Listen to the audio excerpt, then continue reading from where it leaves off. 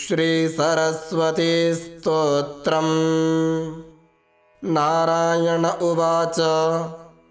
वाग्देवतायास्तवनं श्रूयतां सर्वकामदं महामुनिर्याज्ञवल्क्यो येन तुष्टावतां पुरा गुरुशापाच्च समुनिर्हतविद्यो बभूवः तदा जगाम दुःखार्तो रविस्थानं च पुण्यदम् सम्प्राप्य तपसा सूर्यं कोणार्के दृष्टिगोचरे तुष्टाव सूर्यं शोकेन रुरोध च पुनः पुनः सूर्यस्तं पठनामास वेदाङ्गमीश्वरः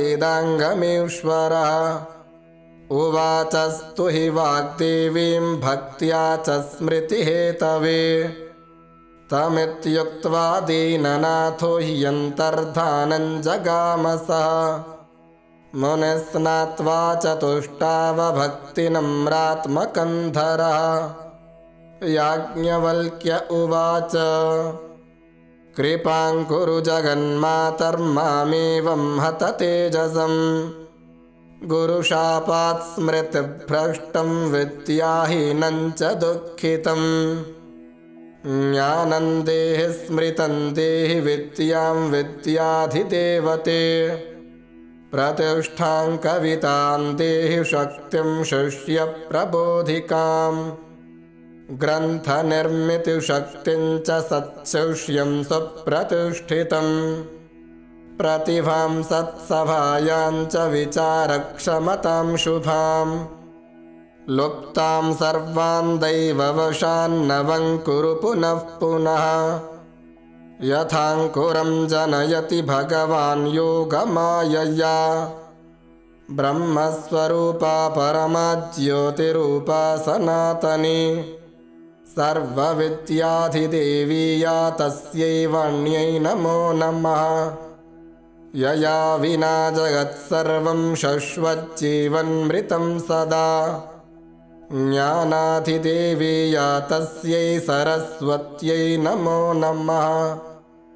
यया विना जगत्सर्वं मूकमुन्मत्तवत्सदा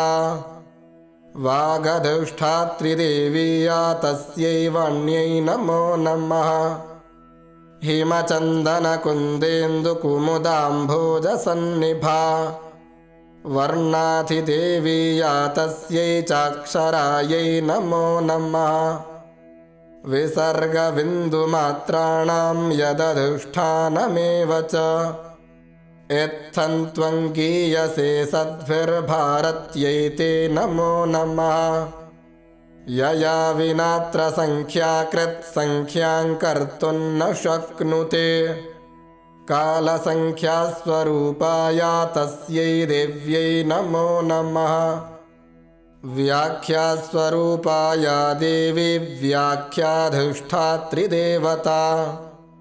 भ्रमसिद्धान्तरूपाया तस्यै देव्यै नमो नमः स्मृतिशक्तिर्ज्ञानशक्तिर्बुद्धिशक्तिस्वरूपिणी प्रतिभाकल्पनाशक्तिर्या च तस्यै नमो नमः सनत्कुमारो ब्रह्माणं ज्ञानं पप्रच्छ यत्र वै बभूव जडवत्सोऽपि सिद्धान्तं कर्तुमक्षमः तदा जगाम भगवानात्मा श्रीकृष्ण ईश्वरः उवाच सत्तमं स्तोत्रं वाण्या इति विधिं तदा स चतुष्टावतां ब्रह्मा चाज्ञया परमात्मना चकार तत्प्रसादेन तदा सिद्धान्तमुत्तमम् तदाप्यनन्तं पप्रच्छ ज्ञानमेकं वसुन्धरा बभूव मूकवत्सोऽपि सिद्धान्तं कर्तुमक्षमः तदा त्वां च सतुष्टाव सन्त्रस्तः कश्यपाज्ञया ततश्चकार सिद्धान्तं निर्मलं भ्रमभञ्जनम् व्यासः पुराणसूत्रं च समपृच्छत वाल्मीकिं मौनीभूतः स सस्मारत्वामेव जगदम्बिकाम् तदा चकार सिद्धान्तं त्वद्वरेण मुनीश्वरः सप्राप निर्मलज्ञानं प्रमादत्वं सकारणम् पुराणसूत्रं श्रुत्वा सव्यासः कृष्णकलोद्भवः त्वां शिषेवे च दध्यौ च शतवर्षं च पुष्करे तदा त्वत्तो वरं प्राप्य स कवीन्द्रो बभूवः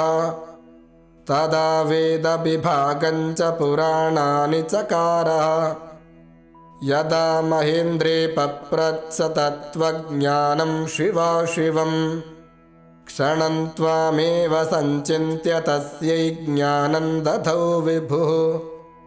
पप्रच्छ शब्दशास्त्रं च महेन्द्रश्च बृहस्पतिं दिव्यं वर्षसहस्रं च सत्त्वान् दध्यौ च पुष्करे तदा त्वत्तो वरं प्राप्य दिव्यं वर्षसहस्रकम् उवाच शब्दशास्त्रं च तदर्थं च सुरेश्वरम् अध्यापिताश्च यैः शिष्याः यैरधीतं मुनीश्वरैः ते च त्वां परिसञ्चिन्त्य प्रवर्तन्ते सुरेश्वरि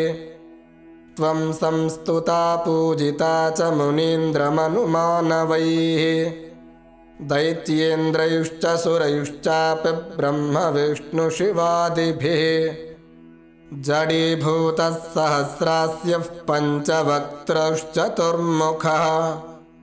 यां स्तोतुं किमहं स्तौमि तामेकास्येन मानवः इत्युक्त्वा याज्ञवल्क्यश्च भक्तिनम्रात्मकन्धरः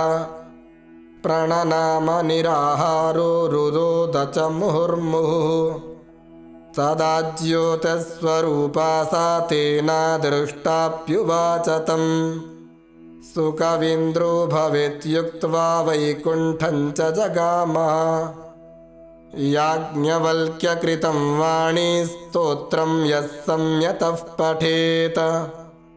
स कवीन्द्रो महावाग्मी बृहस्पतिसमो भवेत् महामूर्खश्च दुर्मेधा वर्षमेकं च यः पठेत स पण्डितश्च मेधावी सुकविश्च भवेत् ध्रुवम् इति श्रीनारदनारायणसंवादे याज्ञवल्क्योक्तवाणी स्तवनम्।